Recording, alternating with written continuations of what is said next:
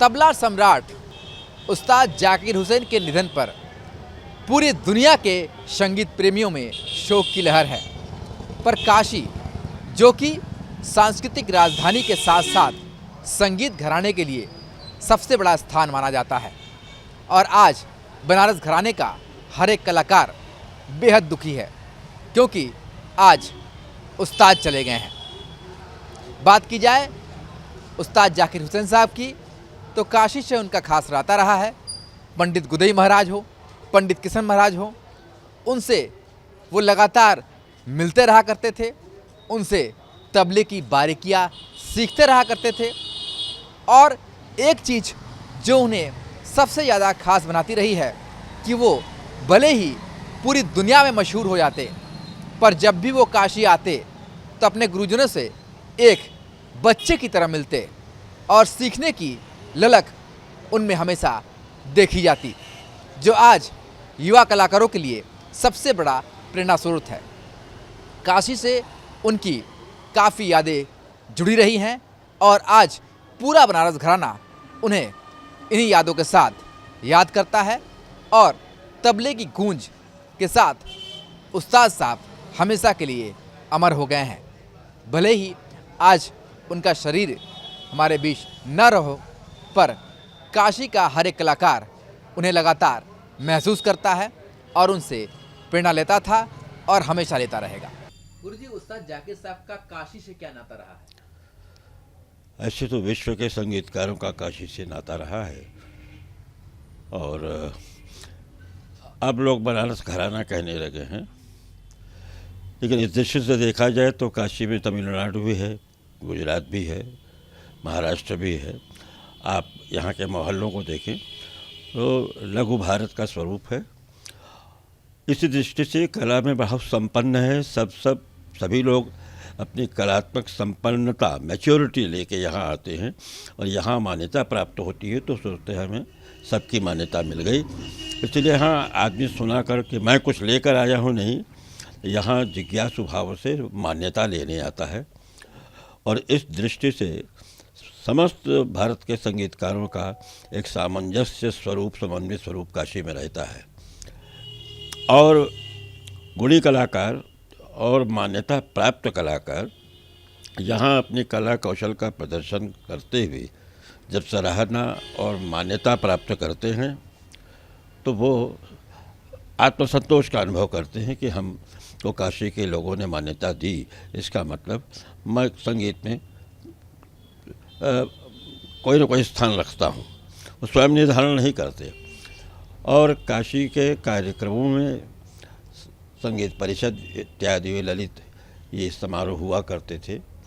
उसमें जो अलरखा खां साहब यहाँ पर जब आए तो यहाँ के गुणजनों ने उनकी विशिष्ट बाज में तिरकट के बहुत सी वैरायटीज़ होती थी, उसको मान्यता दी। और सब मूर्धन्य कलाकार काशी और नादी निन्ना के बादशाह नौखेलाल जी भी बहुत अप्रिशिएट करते थे कि क्या बात है।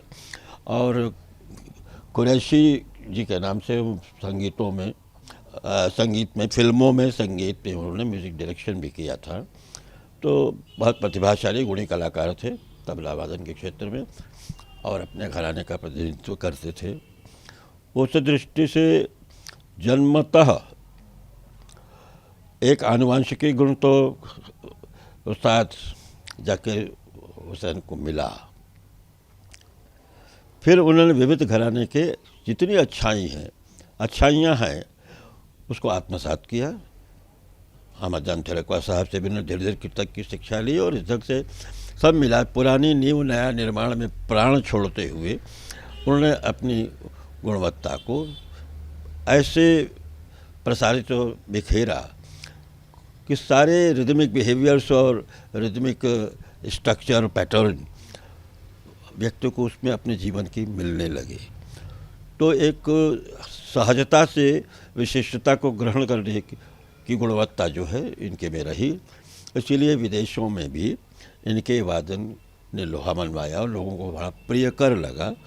शास्त्रीय पक्ष में लोकप्रिय होना भी बहुत बड़ी बात है। और पिता से मिली हुई आनुवंशिकी कला का इन्होंने स्वयं अपने अच्छे रंजक चीज़ों का समावेश करते हुए अपने तबला वादन को धार दिया। इसीलिए भारतवर्ष के ज्ञान और कला और भाव दिशा में मन को छूने वाले मर्मस्पर्शी तत्व जो कलात्मक हैं, उनको अपने तबला वादन के द्वारा इन्होंने विश्व में शिखर रूप में वैश्विक भूमिका में कलाकार भारत की भूमिका को सर्वश्रेष्ठ साबित। काशी में सीखने का सवाल नहीं है। काशी में जो अपने अपने क्षेत्र के मूर्धन्य तबला वादक थे, उनके प्रति आदर, निष्ठा और इतनी प्रतिष्ठा होने के बाद भी उनके सामने जाने पर विनम्र भाव से, तो जो विनम्रता से झुककर जहाँ जाता है उसकी विद्या उसे मिलती है। आप आप प्यार से व्यवहार करेंगे, प्रणाम करेंगे तो आशीर्वाद मिलेगा। इस भारतीय परंपरा को आत्मसात करते हुए हमारे वाराणसी के, भारतवर्ष के गौरव कलाकार जो वाराणसी में तबला वादन के क्षेत्र में थे, उनसे बहुत विनम्र भाव से मिलते थे। ये बच्चा जैसे मिलता हो, कभी अहंकार नहीं दिखाई पड़ा चेहरे पर। मुझे याद आता है सन 82 के अंतर्गत रेपा का कार्यक्रम था, तो बुद्धे महाराज जी स्टेज पर जा रहे थे, तो स्वयं जैसे शिशु भाव से, तब ये ख्याति प्राप्त कर चुके थे, उनका बायां उठा के स्टेज पर चले जाना, रखना।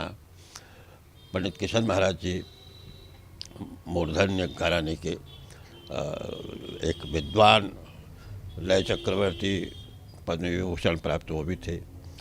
उनके घर पर जाते हुए कभी भी बराबर की कुर्सी पर बैठना, पैर के पास बैठ जाते थे। तो ऐसे सद्व्यवहार पर बड़ों का तो वो अपने अगाध सागर में से एक भी सीपी निकाल के दे दिया तो मोती मिल गया साहब। अब मोती का उत्पादन या आप कारखाना ढूंढने लगे, यह स्वयं सत्संगति ही से बहुत कुछ मिलती है और आशीर्वाद से मिलता है। तो ऐसा आशीर्वाद उन्होंने भारत के शीर्षस्थ कलाकारों से पाया। रविशंकर जी का प्यार दुलार पाया और बॉम्बे में रहे, मुंबई में, तो वहाँ के भी व्यापक अर्थ में जहाँ गए वहाँ इनके कौशल को, वादन कौशल को मान्यता मिली।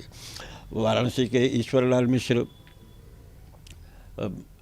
आकाशवाणी प्रतियोगिता में उनको द्वितीय स्थान भारत में मिला, तो गए तो चाचा जी कहते थे, अभी भी कहते हैं चाचा जी।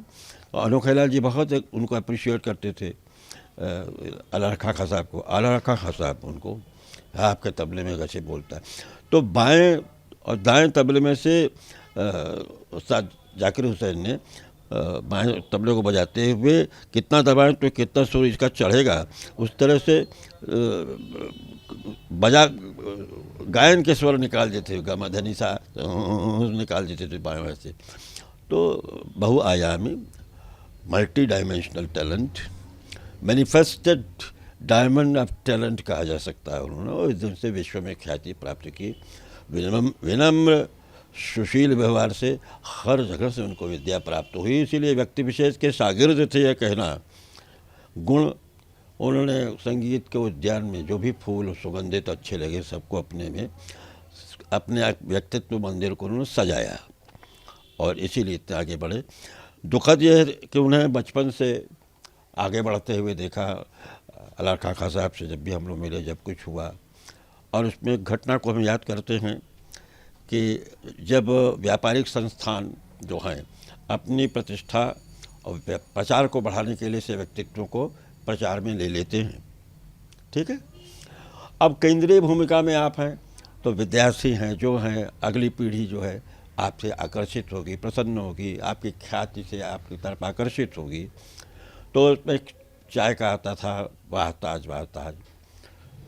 फिर बहुत दिन बाद उसमें परिवर्तन हुआ, तो हम लोग व्यक्तित्वों पर जब सेशनल लिखाते थे सब कुछ है, तो उसमें एक प्रसंग बड़ा विचित्र, इनके जो विज्ञापन में दिया क्या, वाह उस्ताद नहीं वाह ताज कहिए।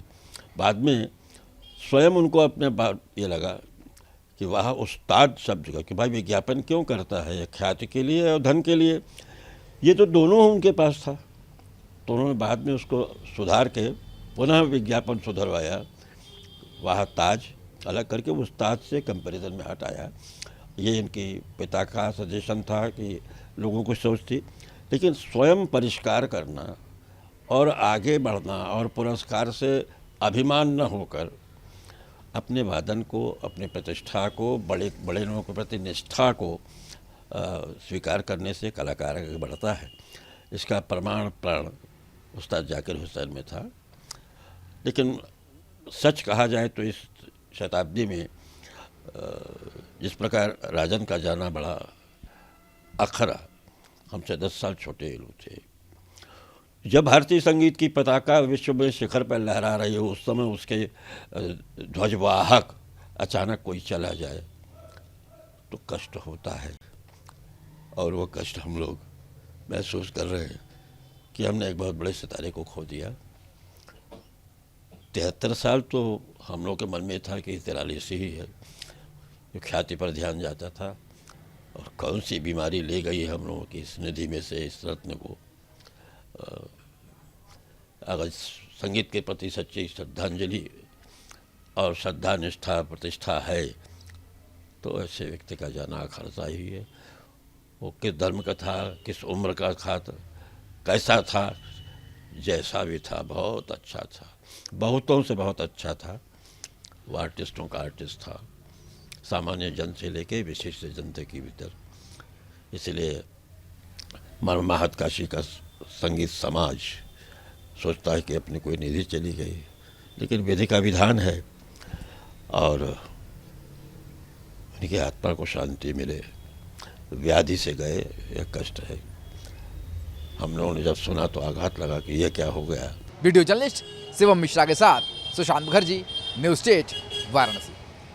न्यूज नेशन अब व्हाट्सएप पर खबरों के ताजा अपडेट के लिए न्यूज नेशन के इस QR कोड को स्कैन करें।